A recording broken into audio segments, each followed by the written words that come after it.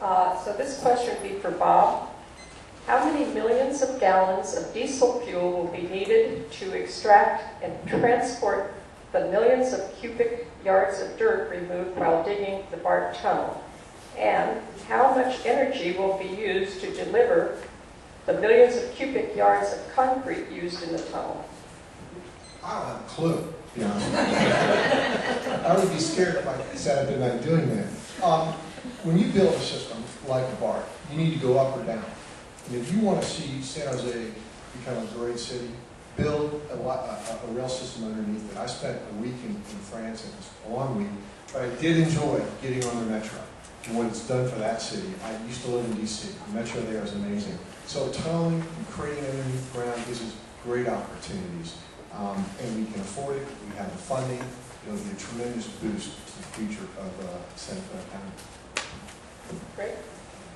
Again, if we have the funding, I would like to see the cost estimates, and I would like to see the expenditure plan. In terms of the environmental cost, it's not just that you have to pay for all the diesel trucks to move the dirt, and you have to run the machinery to dig it out in the first place. Concrete's made by heating it up. So you've got to have the energy cost to heat up all the concrete. You have the energy cost of making steel, the energy cost of making copper, and as I mentioned, you take all of that to get his famed greenhouse gas reduction, which is less than we get just by electrifying Caltrain, and that is a fraction of the cost, and therefore a fraction of the concrete, a fraction of the steel, a fraction of all the other environmental impacts. And this is one of the reasons that the Sierra Club opposes this bill. It's simply, it costs too much, it does too little, and it puts the rest of our public transit at risk. So you can have your great dreams, but I want to see the financing plan, and I want to see the other projects which also help reduce greenhouse gas emissions also funded, and this puts them at risk. Yeah, it's disappointing the local Sierra Club hasn't supported Measure B, but let me give you a track record. The local Sierra Club has opposed every transportation funding measure in Santa Clara County's history. If Sierra Club had its way, the local group, we wouldn't have Highway 85. We would have Highway 237. 101 never would have been widened. We wouldn't have tens of millions of dollars in bicycle and pedestrian passes that we've got. So the local Sierra Club just frankly has it wrong. The League of Conservation Voters, Environmental Defense Fund, oh my God, they're strong supporting this.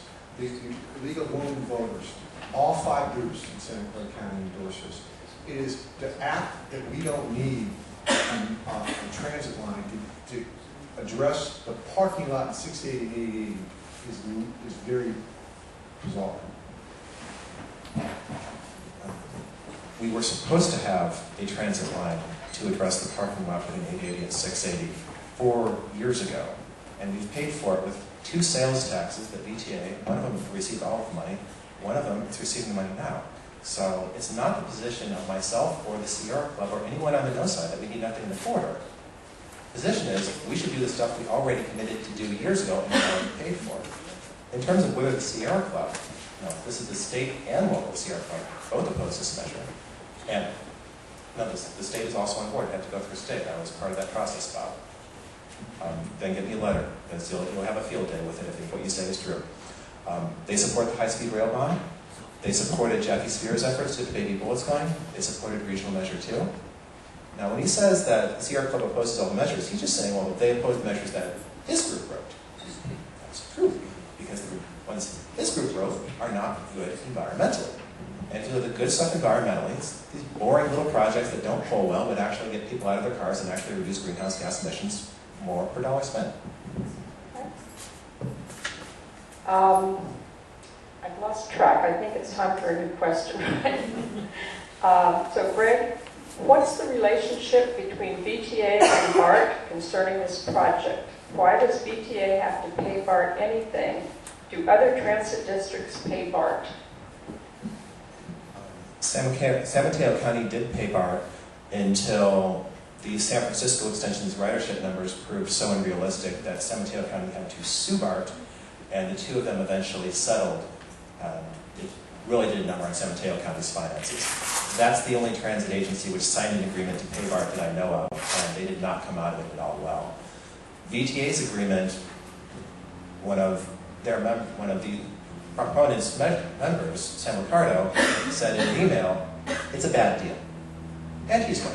The deal that VTA signed with BART is a ridiculous deal. It says, a simple agreement would be, we pay for our half, you pay for your half. That's not what this is. It's we pay for our half, and if someone starts to wear out the tiles at Embarcadero Station in their effort to get to San Jose, we'll pay for that too. So we're paying for our half and a big chunk of their half. And that makes the agreement much more complicated. It's the reason that BART has to add up how much they're spending, is that they're paying for all the upkeep on their stations and us pay the upkeep on ours. They've got this whole complicated thing where we pay BART to upgrade their own stations instead of they do theirs, we do ours, and we work together, that would be a fair agreement, but that's not what VTA chose to sign. Bob? Well, he's now talking about the agreement, how it sets out the cost for maintenance and operations in continuing capital contributions. That's the part we're talking about.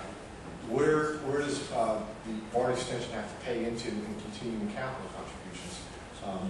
It's based on the operating maintenance schedule per rata share. So when you have 100,000 riders getting on the BART in Santa Clara County, going through Alameda County, going through the East Bay, they're gonna have their pro rata share for the wear and tear of that track. It's just natural. This is nothing unusual. This is nothing overreaching. Don't get confused. Rick? This is quite unusual. I know of no similar agreements, and you can point another one between local agencies if I've overlooked it. But I don't see any reason that we should be paying to upgrade the tiles in Embarcadero Station in San Francisco when San Francisco residents aren't paying to upgrade the tiles that we're going to have down here. And to me, that's extremely asymmetric, and it puts us in a horrible spot. We're paying, essentially, to upgrade their system according to the cost that they compute, which is insane.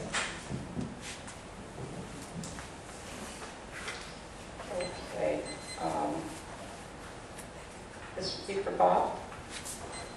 Can the VTA guarantee that no further tax, bonds, or public funding will be required to complete the Warm Springs to San Jose extension?